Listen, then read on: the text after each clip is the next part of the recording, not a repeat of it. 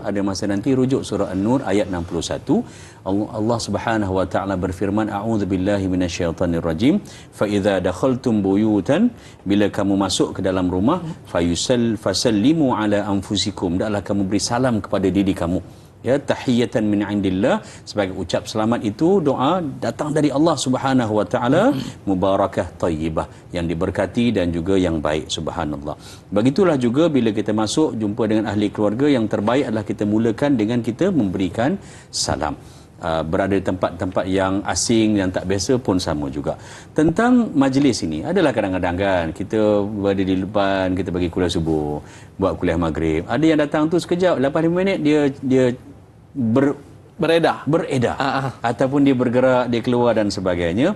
Adabnya antaranya adalah daripada Abi Hurairah radhiyallahu anhu qala, Abi Hurairah radhiyallahu anhu berkata, rawi sahabi, qala Rasulullah sallallahu alaihi wasallam, Nabi Muhammad sallallahu alaihi wasallam bersabda, idzan taha ahadukum ilal majlis, bila sesiapa di kalangan kamu selesai bermajlis, artinya dia nak keluar, dia nak habis, sama ada dia penceramahnya, pengisinya, ataupun dia di luar nak keluar awal ke, falyusallim.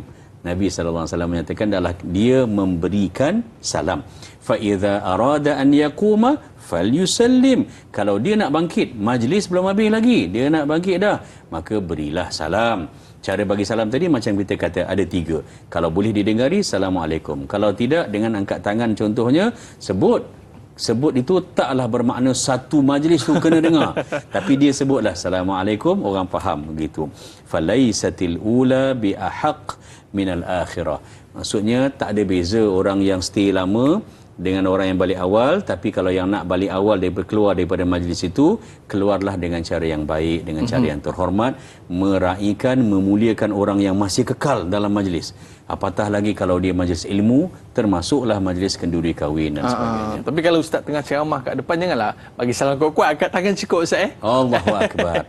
Bila kita berada di steering gear, kita berada di depan kursi pemandu ni, yang afdalnya adalah kita memberi salam untuk didengari, sebab syarat tadi kan, yang memberi salam tu al-qalil, yang sedikit memberi salam kepada yang ramai. Okey, baik Ustaz. Sahabat kita di Facebook, Kak Juzabidi, yang mana satukah lafaz salam yang perlu kita guna?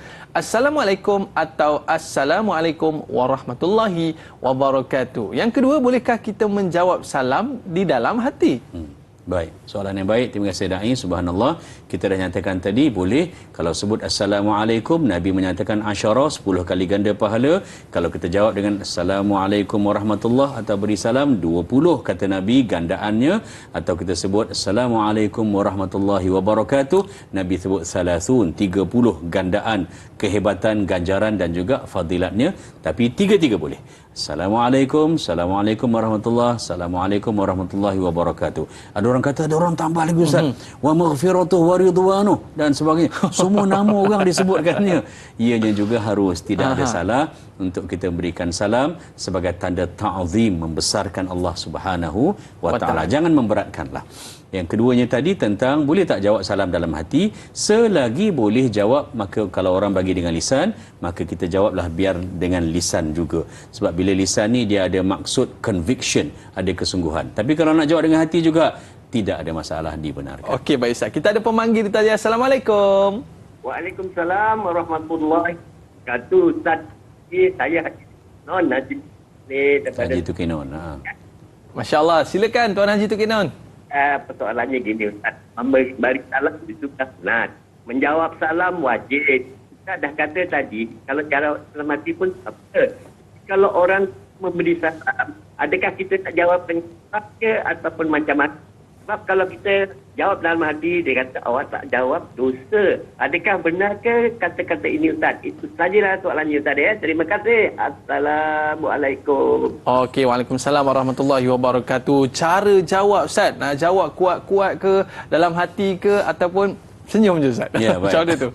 Dua-dua dibenarkan, tidak ada salah. Yang pentingnya menjawab salam itu wajib seperti mana yang Tuan Haji sebut. Namun seperti mana yang saya katakan tadi, kalau salam itu disebut secara lisan, kita dengar, biarlah yang terbaik atas dasar komunikasi dan silaturahim. Kita jawab juga dengan nada, dengan ada suara dan sebagainya. Yang kadang-kadang orang jawab dalam hati ni ada beberapa sebab. Satu, tengah marah. kan. Orang tu pula dia marah orang tu bagi salam, Assalamualaikum. Dia nak jawab tak jawab ni? Kan aku jawab, kan aku menunjukkan aku kalah dengan dia. Sebagainya kan. Jawab juga tapi jawab dah mati. Ataupun kadang-kadang dia fikir daripada aku jawab tapi cara jawab aku tu suara aku mengalahkan suara Undertaker, baiklah aku jawab dalam hati saja dan sebagainya.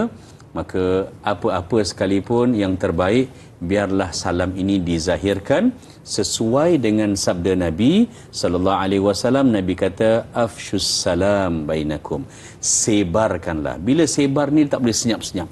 Sebar ini dia mesti ada, nampak, jelas dan juga didengari. Biarlah jawab salam itu dalam keadaan kita menjawab secara lisan juga. Baik Ustaz, kita ada soalan menarik ni daripada Zuhara. Adakah amalan mengirim ucapan salam kepada Rasulullah SAW melalui orang lain yang hendak ke Baitullah menziarahi makam Rasulullah SAW, adakah dibolehkan? Jika boleh, bagaimana sepatutnya ia dilafazkan? Ya, baik, subhanallah. Terima kasih Dai, soalan yang baik, subhanallah. Musim sekarang orang pergi umrah kan? Ya, Ustaz. Bila pergi umrah ni antara caranya adalah bila Umar Al-Khattab radhiyallahu an satu hari diminta izin pada Nabi nak buat umrah. Nabi kata apa? Nabi kata la tansana fi du'aika ya ukhay. Jangan kamu lupakan kami dalam doamu wahai saudaraku yang mulia. Jadi kalau orang pergi umrah, kita pesan pada dia, boleh pesan begitulah. Minta dia doakan kita di sana. Itu adalah merupakan yang Nabi minta pada Umar Al-Khattab radhiyallahu an. Jangan minta benda-benda lain. Engkau tolong ajwa tau, sekilo ya? Yang ni setengah kilo ni, mintalah seperti mana doa tadi. Baik, balik pada soalan ini pula. Yang menziarahi dibolehkan untuk kita mengucapkan dan menyampaikan salam, berkirim salam kepada baginda Rasulullah sallallahu alaihi wasallam, kerana majoriti yang pergi ke sana akan mengambil peluang gunakan apps yang ada itu untuk masuk ke Raudah dan menyampaikan salam pada Nabi, dibenarkan. Tapi cara adab kita bagi salam ni adalah kalau kita nak berkirim salam, kita kena sebut juga. Kita tak boleh kata kirim salam kita kena sebut juga dengan lafaz Assalamualaikum. Tolong sampaikan salam saya pada dia dengan lafaz Assalamualaikum. Kita kena sebut supaya ianya itu memberikan makna dan juga dengan penuh sopan. Apatah lagi kita nak sampaikan salam kepada junjungan besar baginda Rasulullah sallallahu alaihi wasallam. Masya-Allah, itu dia Ustaz. Jadi kita baca pada hadis pada hari ini Ustaz,